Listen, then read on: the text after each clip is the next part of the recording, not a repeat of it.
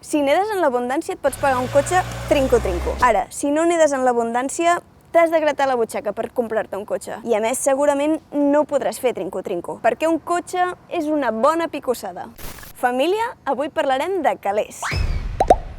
Nedar en l'abundància, no és tindre una quantitat abundant d'amor, és tindre una quantitat abundant de diners. Qui neda en l'abundància és ric, en definitiva. Per tant, té una bona picossada al banc, o sota d'una rajola, qui sap. Que què és una picossada? Literalment és un cop de bec que fa un ocell, però també pot ser una bona quantitat de diners. He dit que pagar un cotxe trinco-trinco només ho pot fer qui neda en l'abundància, perquè pagar trinco-trinco és pagar al comptat, sense haver-se d'hipotecar.